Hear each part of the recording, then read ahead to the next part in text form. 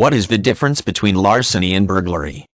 While the differences between larceny and burglary may be defined by the laws of a state or federal government, in general they tend to differ in how property is unlawfully taken by a person. Larceny typically refers to any kind of illegal taking of property by one person that belongs to another person, though it does not usually involve breaking into another person's home or business.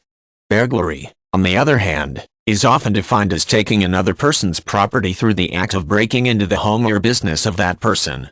Both larceny and burglary can be further defined and categorized into different forms by other laws in a region.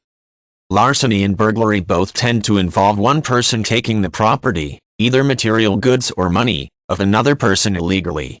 They differ from crimes such as fraud or embezzlement in that they do not include the participation of the person who legally owns the property.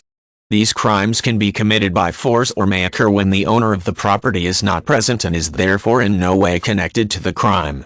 The major difference between larceny and burglary is that larceny does not typically involve breaking and entering into another person's home or business, and burglary does.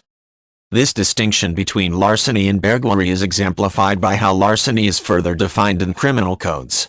Larceny is often distinguished as either grand or petty larceny, though these can sometimes be exchanged for the terms felony and misdemeanor. Grand or felony larceny usually involves the taking of items above a certain value. This sort of larceny is the more serious of the two types and can often have greater consequences. Petty or misdemeanor larceny tends to involve taking items of lesser value and so has less severe consequences. Burglary, on the other hand, is not as often divided into crimes based on value, but commonly depends on the situation in which the burglary is committed.